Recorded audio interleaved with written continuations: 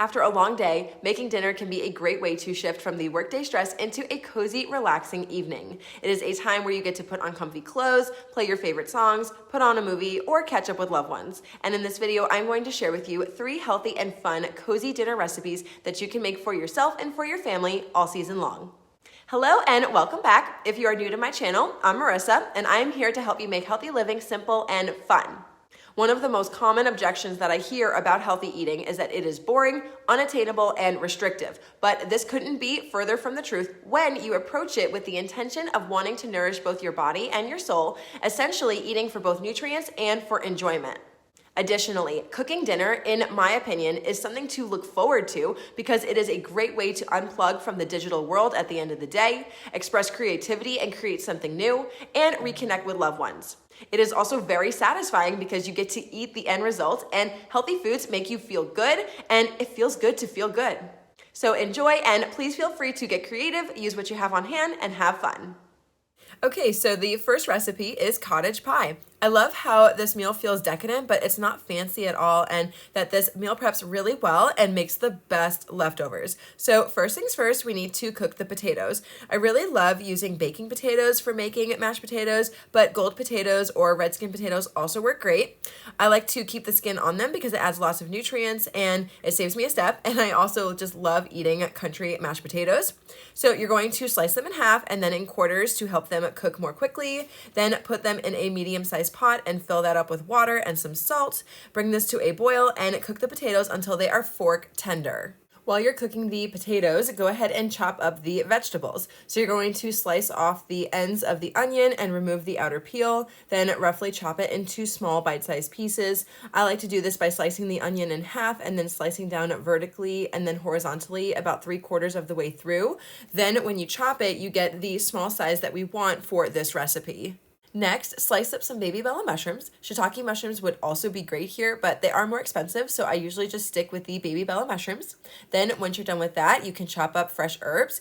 I personally have a lot, and I mean a lot, of rosemary growing in my garden, so I use this every chance I get in my recipes just to try to use it up. But other fresh herbs like basil, parsley, oregano, and thyme are also wonderful options for this recipe. So use what you have on hand and what you're able to find at your local grocery store. And you could also sub in dried herbs as well. Now head over to your stove and heat up a cast iron pan with some avocado oil. You want to use a cast iron pan or some other oven safe pan for this dish because we are going to put it in the oven at the end.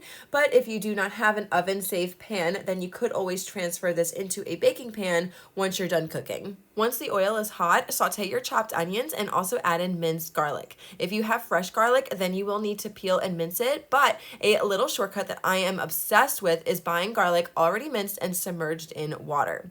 I do like to avoid the pre-minced garlic that is submerged in oil because it usually contains vegetable seed oils.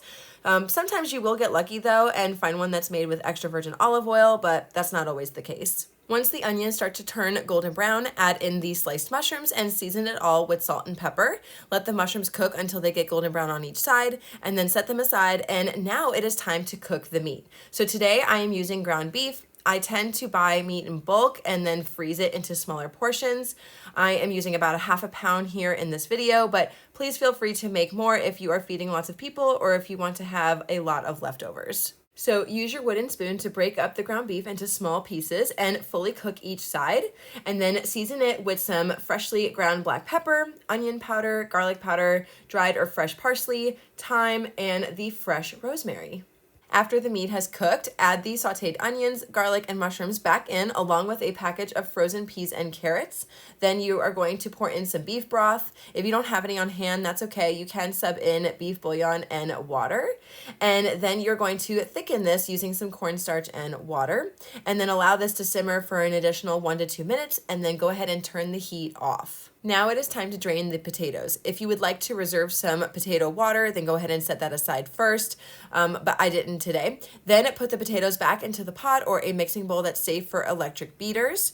You're going to add in some grass-fed butter, some milk, or the starchy potato water, whichever is your preference, and season it all with some salt and pepper. And mash the potatoes until they are nice and smooth. Now, I do have some measurements on all of this listed over on my blog, on this recipe blog post, but I think the best thing to do with mashed potatoes is just to taste them as you go, add in a little bit at a time, and then you can always add more, and this way you make them to your personal preference. So once the mashed potatoes are ready, go ahead and spoon them on top of the meat and vegetables and in the cast iron pan, and then use a spatula to get a nice even layer. Then garnish this with some dried parsley flakes and sprinkle on some freshly grated Pecorino Romano cheese. And lastly, bake this in the oven until the top starts to get golden brown. I like to put the pan onto a cookie sheet because the gravy does like to boil out of the pan a little bit. So just a little heads up there. And once this is all done, allow your cottage pie to cool for about 5 to 10 minutes, and then you can serve and enjoy. It is so good. Hey guys, I just want to take a quick moment to ask if you are subscribed to my channel yet. If not, please go ahead and click that subscribe button. I am on a mission to help you improve your health, and I would love to have you part of my community. Also, if you are looking for simple, easy to make healthy recipes, check out my cookbook. It contains some of my most popular recipes and a few new ones that I have never shared on my channel before. You can grab it on Amazon, and the link is always in the description box. So thank you, and now back to the video.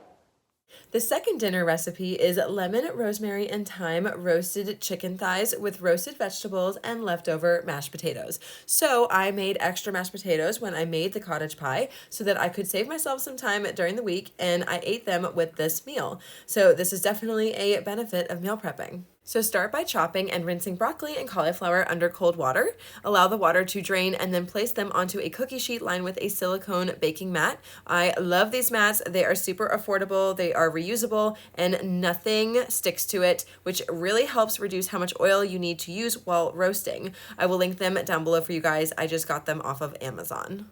Then season the vegetables with onion powder, garlic powder, paprika, salt, and freshly ground black pepper. Next, destem and chop up fresh rosemary and zest a lemon. You're going to sprinkle half of both right on top of the vegetables and then save the rest for the chicken thighs. And then to finish off the vegetables, drizzle on a little avocado oil and use your hands to mix them around to make sure that they are all evenly coated. Now get out as many chicken thighs as you want to make. I made 2 on this night, and rinse them under cold water and pat them dry with a paper towel. Then drizzle on some avocado oil and season them with some salt, freshly ground black pepper, onion powder, garlic powder, some ground thyme, the fresh rosemary, and the lemon zest. And once you are all done, you can bake them until they are fully cooked through, and also bake the vegetables until they are fork tender and golden brown. And lastly, while those are baking in the oven, we are going to make a quick mushroom gravy. So chop up onions, mince garlic, and slice baby Bella mushrooms. Saute them until they are golden brown and season with salt and pepper. Then pour in chicken broth, squeeze in lemon juice, and thicken it all with some cornstarch and water. And this is what it should look like when it's all done. Now it's time to plate it all up. You can spoon on the mashed potatoes, add on the roasted vegetables, the gravy, and a chicken thigh, and dinner is ready. And this was so delicious.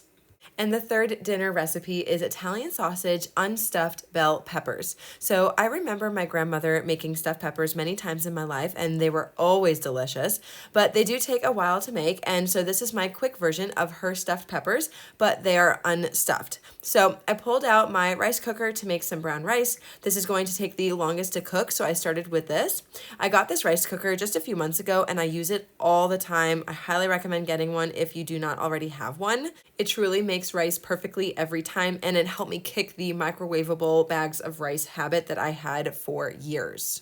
Next, bring a small pot of water to a boil and cook up the Italian sausage. I cooked up 2, but you can of course use more if you'd like. Then chop up your vegetables. I had a few mushrooms left from earlier in the week, so I decided to use them up, but that's totally optional.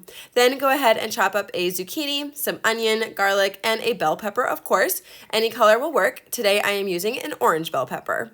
Then saute the onion, garlic, and bell pepper until they are golden brown and season them with salt and freshly ground black pepper. Then add in the mushrooms and the zucchini. Once the sausages are fully cooked, you can take them out of the water and slice them into 1/2-inch thick pieces. Saute these until they are golden brown on each side, and then pour in some chicken broth and a can of tomato sauce. I also like to fill up the tomato sauce can with water a little just to get all of the sauce out of the can. My mother and my grandmother always did this, so I carry carry on the tradition. Then stir this all together and now add in some spices and seasonings, which are dried parsley, oregano, basil, garlic powder, onion powder, and you guessed it, freshly chopped rosemary. Use the wooden spoon to stir this all together and allow it to simmer for about 5 minutes. Then add in the cooked brown rice and stir until it's all well combined. Let this cook for an additional 1 to 2 minutes so that the rice starts to absorb the sauce and all the flavors blend together. And lastly, serve with some freshly grated Pecorino Romano cheese. This was so good and it definitely reminded me of my grandmother. So those are 3 healthy and fun cozy dinner recipes. The full recipes are linked in the description box and you can print them out by heading over to my blog. When you make these recipes, celebrate your wins by taking a picture of them. And if you post them on social media, then tag me at Simply Health with Marissa so that I can find them and like them. I really hope that you guys have fun cooking and enjoy eating these recipes. Let me know which one you are most excited to try in the comments below. And if you are struggling with making healthy eating happen, then check out this video right here on my best meal prep tips and tricks, and I will see you over there. Thank you so much for watching, and as always, stay well, my friends.